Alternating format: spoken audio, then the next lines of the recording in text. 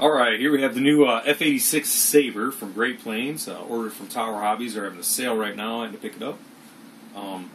Pretty much comes transmitter ready. They also do send with the kit this anylink TXR module by Tactic, allowing you to connect pretty much any of your radio, Spectrum, Futaba, a couple other in there, allowing you to connect it up to pretty much this RX in here. I don't know if this will work with the Turnigy 9X yet. I'm still waiting for my Turnigy in the mail, so once I get that, I'll be able to see if it works with that. But I know it'll work with my Spectrum DX7. So there's that. I'll open it up, show you guys what it looks like.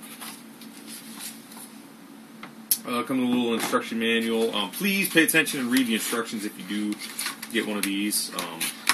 It is real easy to short out your radio if you don't know what you're doing, if you do something wrong. So, put that there. This module will also work with 72 megahertz radios as well. One of the guys at the field uses his with the 72 megahertz. It comes with the cables, a couple pieces of Velcro. The cable's basically to match up to whatever brand radio you're using. And then a little module that just Velcros on the back of your radio. Got its own little antenna there, and it's actually surprisingly pretty good. Definitely, from what I've seen, not the same as a regular radio. Not the same as if you had a Spectrum receiver, or Orange RX receiver with a Spectrum radio or whatnot. But it does make it work. A lot of guys have them at the field and use them for this particular plane.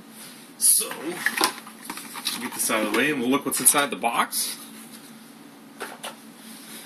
F-86 Sabre Micro, Great Plains, Tower Hobbies. In the box we have little 2-cell battery charger. Pretty much the same as like the Park Zone. It's a little cheapy. Looks good. I'm not going to open it right now. Comes with your basic connectors. Here we have. Okay, here's the battery, and here is the cord for the charger.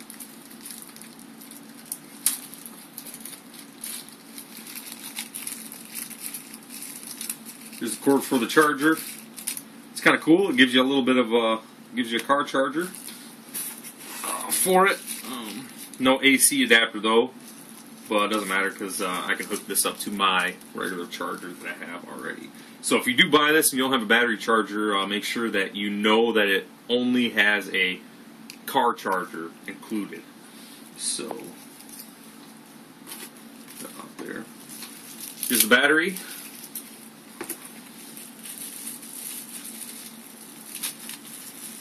Nice little bubble wrap there.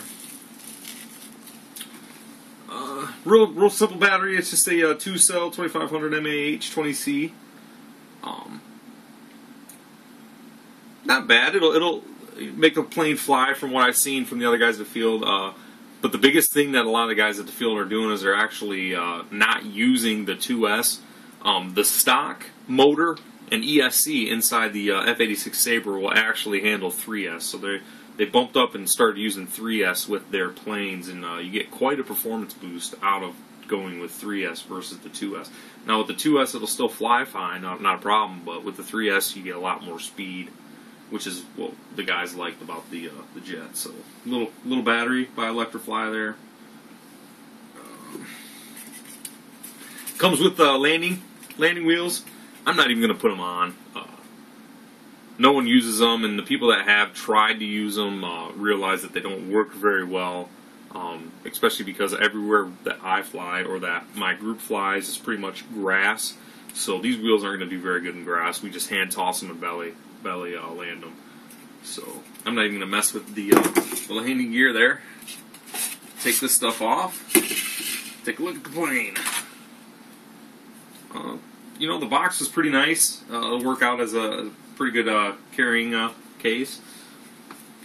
The plane's not bad. Pretty cool detail for a micro. Nothing special. Everything looks to be good working order. One of the things that I did want to mention with this are a lot of people are having a problem with the wings actually breaking off. This is a micro. Like I said, a lot of guys are putting 3S systems in them. They go a lot faster. The wing isn't breaking off when they're flying. It's not a stress issue like that, but you know, if you don't land it just right, or you belly land it wrong, it hits the wing, it'll actually rip the wing off. And right here is about the spot on where the wing comes off on both of the wings. So what I would recommend, and I already have some laying around, is some very light carbon fiber rod.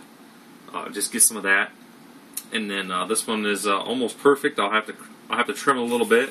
What you do is you just set it right here on the front edge of the plane wing. You know, make sure you got the right size, and then either CA it, hot glue it, or Scotch tape it on the front. I'm probably going to glue it and then put some tape over the front. I'll do it on both wings. Possibly even put a little spar on the back here as well, just to make sure that all the wings have a little bit more support. One guy at the club even has one running down this way. You don't really need that though.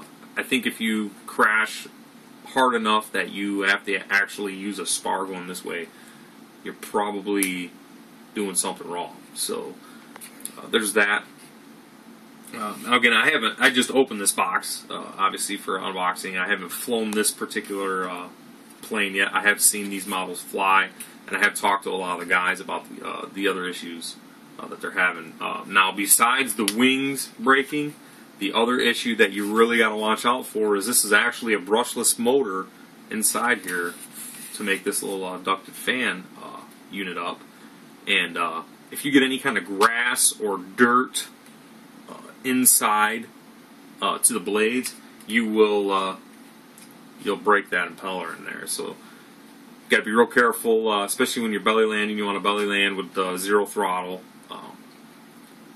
If you're going to actually put the landing gear on and take off with the landing gear, you're not going to want to take off on like dirt runways, or make sure that the runway's clean, because you don't want to get anything inside here. Now, maybe even putting a little bit of a, I don't know, and I haven't played around with it yet, a screen, or maybe like a turbine screen or something, but I don't want to restrict airflow either, because that'll hurt the performance.